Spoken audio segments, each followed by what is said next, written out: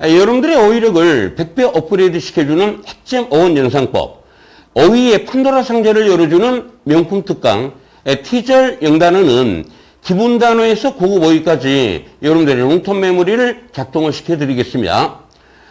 단어 암기 3계명이죠. 항상 처음 접하는 단어를 보면 그 단어의 기본 중심 의미를 먼저 이해를 하시고 다이어를 이해를 하신 다음에 동의어 유의어까지 암기를 하는 것이 가장 효율적인 어휘학습 방법입니다. 귀에 쏙쏙 들어오고 머리에 콕콕 집어주는 티절 영단어입니다. 이 티절 영단어는 영어 학습자가 매우 궁금해하는 내용들을 강의해주는 강좌가 되겠습니다. 그럼 오늘의 주제는 뭐냐면 영단어에서 친구, 동료, 벗이라는 단어는 과연 어떻게 만들어졌을까요? 학생들이 매우 궁금해하는 내용이죠. 강의 시작하겠습니다. 오늘의 영단어죠. 친구, 동료, 벗이라는 단어입니다. company라는 표현이 있고요. companion이라는 단어가 있고 co-worker, colleague, comrade, associate, peer, par, mate, buddy라는 단어가 있습니다. 오늘은 이 10단어를 여러분들이 원어민들처럼 활용할 수 있도록 강의를 해드리겠습니다.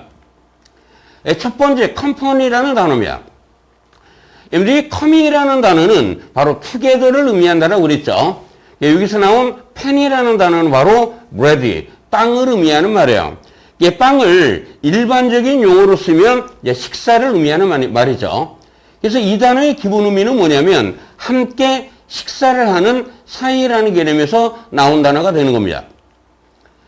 이 단어는 핵심 다이어죠. 핵심 다이어입니다.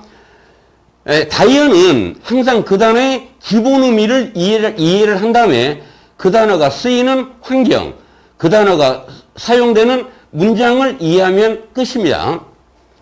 come은 함께라고 그랬죠. pen은 뭐다? 빵이나 식사를 의미하는 말이고요. 이 단어의 기본 중심 의미는 함께 식사를 하는 사이, 함께 뭔가를 하는 사이를 의미하는 말이에요. 그래서 함께 식사를 하는 사이라는 개념에서 친구라는 개념이 나왔고요. 이제 생계비를 벌기 위해서 함께 일하는 곳을 뭐라고 합니까? 회사라고 하는 겁니다. 또는 함께 일하거나 공연하는 단체도 컴퍼니라는 말을 쓰는 겁니다. 네 번째죠. 함께 있음, 동행, 동반의 의미로도 활용이 되고요. 그저 그냥 함께 있는 사람들로 해석이 되는 경우가 있고 또 함께 식사하러 집에 온 사람을 우리가 뭐라고 그래요? 손님이라고 그러죠. 이와 같이 영단어는 하나의 기본 의미가 있고 이 단어가 쓰이는 환경에 따라서 의미가 달라질 뿐이라고 그랬죠. 예문을 보시면은요. being good company 그러면 좋은 친구와 사귀고 있다가 되는 겁니다.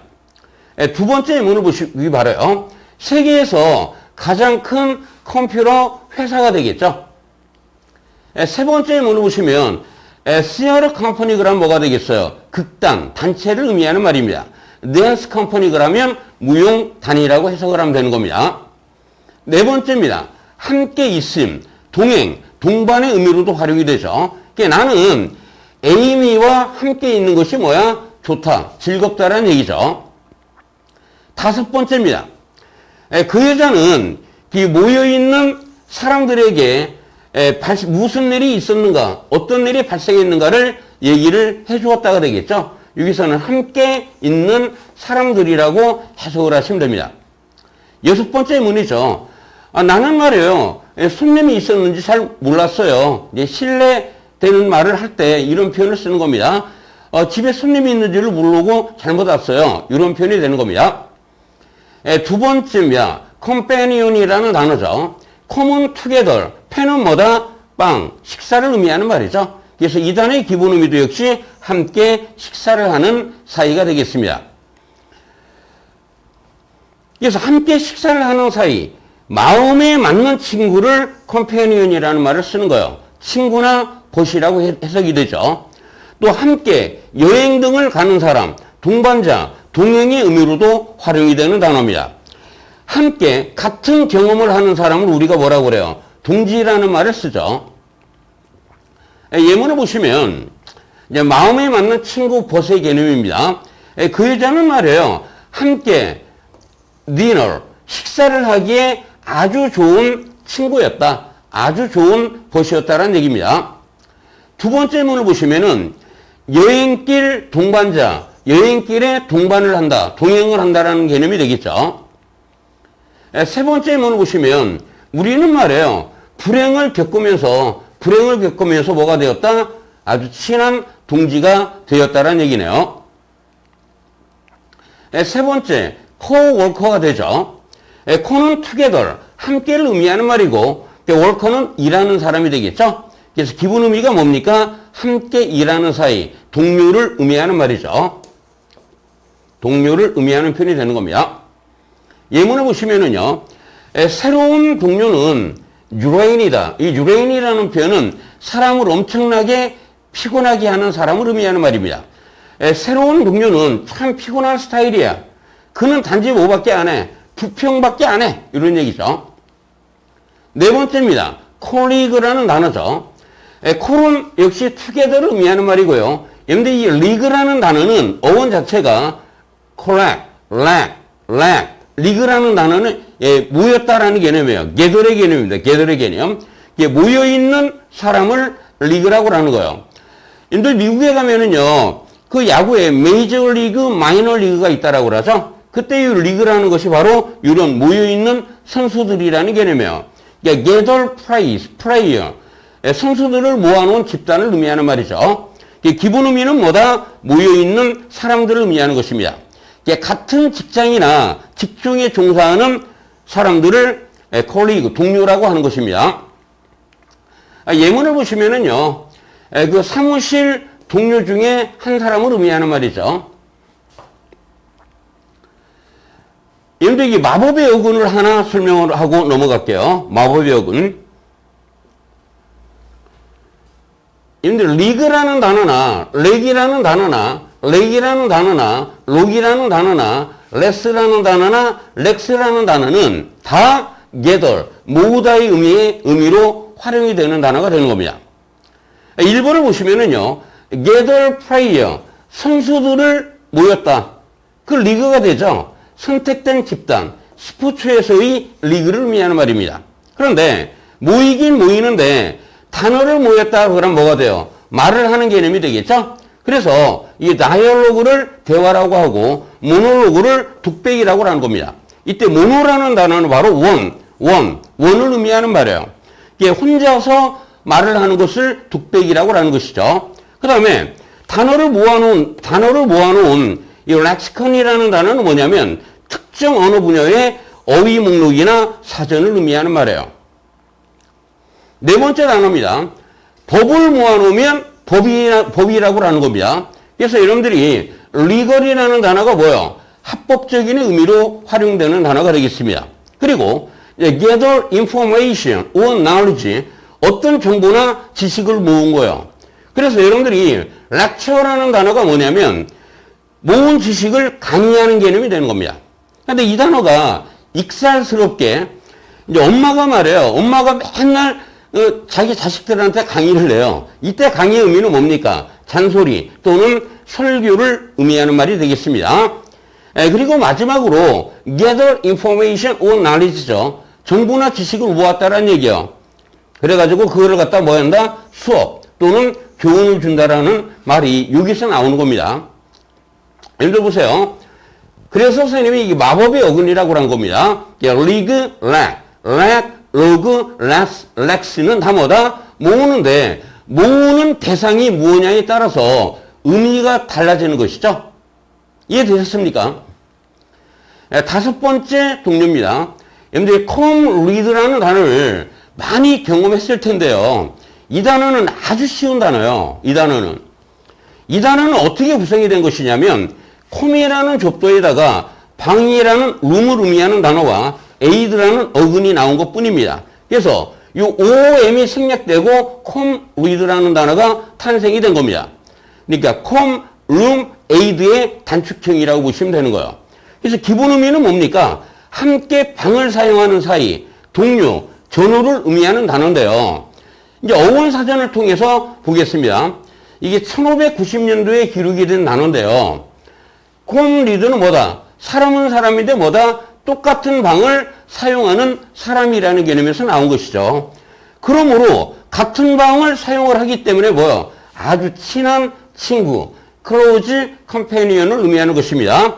이 어원이 어디서 나왔어요? 프렌치에서 나왔죠. 프랑스에서 나온 거란 얘기예요. 16세기에.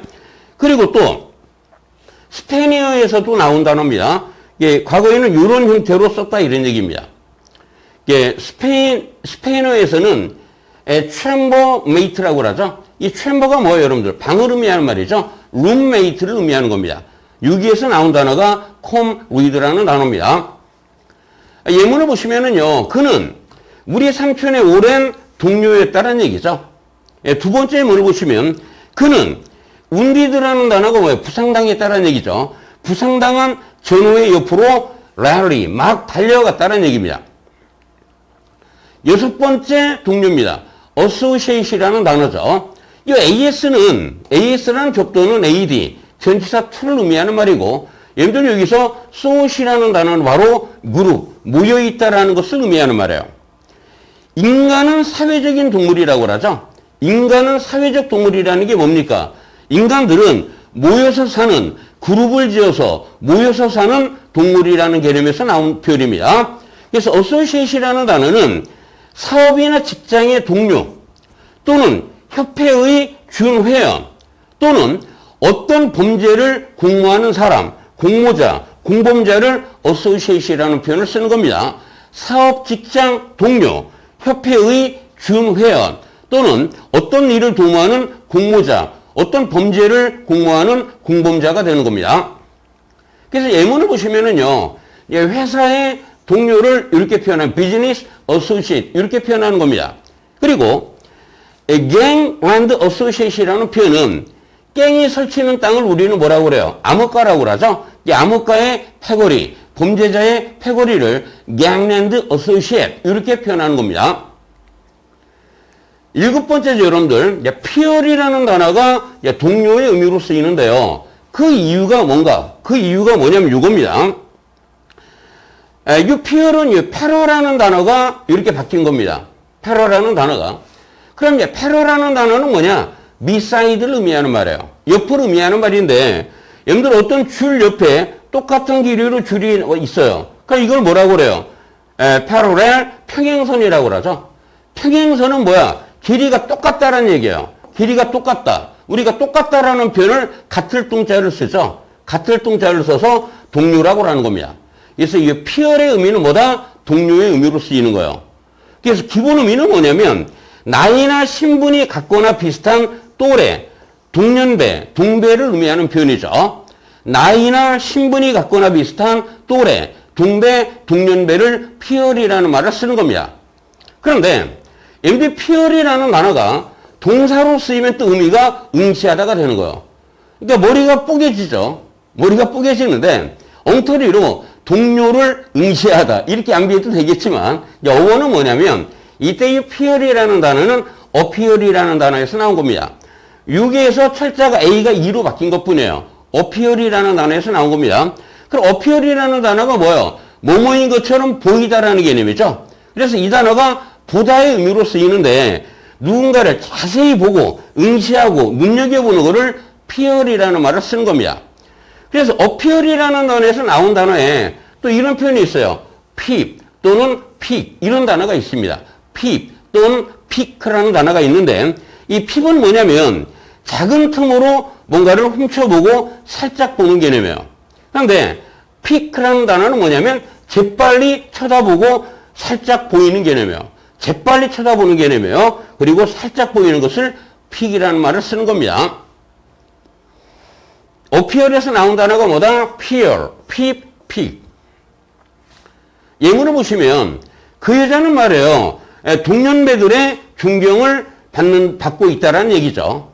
두 번째 예문을 보시면 우리는 그 그림자들을 유심히 쳐다보고 있었다라는 얘기예요. 유심히 쳐다보고 있었다가 되는 겁니다. 여덟 번째 친구입니다. 팔이라는 단어가 있죠, 여러분들. 여러분들이 펜팔, 뭐예요, 이게? 편지 친구를 펜팔이라는 말을 쓰는 겁니다. 근데 이때 PA는 어디에서 나온 단어냐면 파트너라는 단어에서 이 PA가 나온 단어예요. 파트너의 의미가 뭡니까? 뭐뭐를 함께하는 파트너, 상대방을 의미하는 말이죠. 이해됐습니까? 그래서 이 팔이라는 단어는 사업 파트너나 동업자를 의미하기도 하고요. 배우자나 동거, 함께 사는 상대를 말하기도 해요. 동반자 또는 애인이라고도 하는 겁니다. 또는 취미나 게임 등을 함께하는 파트너도 되고요. 편지 친구도 펜팔이라고 하는 겁니다. 이해되셨죠? 예문을 보시면은요. 과거의 펜팔은 지금은 뭐를 사용을 하고 있습니까? 이메일을 사용하고 있다는 얘기입니다. 9번째 동료 친구를 의미하는 mate라는 단어요. 여러분들이 이 mate라는 단어에서 mat는 매치라는 단어에서 나온 겁니다. 그럼 이 매치의 의미가 뭡니까? 아주 잘 어울리는 사람, 맞수를 의미하는 말이에요. 매치라는 개념은 호적수를 의미하는 표현입니다. 그래서 이 단어는 친구 또는 활동을 함께 하거나 숙소를 함께 쓰는 사람의 개념에서 나온 단어입니다. 그래서 직장 동료를 workmate이라는 말을 쓰고요. teammate 또는 playmate, classmate 이와 같이 합성어로 이렇게 쓰이는 단어가 바로 mate라는 단어예요. 이해됐죠? teammate, workmate, playmate, classmate 됐죠? 또는 한 쌍을 이루는 새 동물의 짝을 의미하기도 하고요. 이제 비격식적으로 그냥 배우자, 스파우스의 개념으로도 활용이 되는 단어가 mate라는 단어입니다. 예문을 보시면은요, 그들은 학창 시절부터 아주 친한, 가장 친한 친구였다는 얘기네요.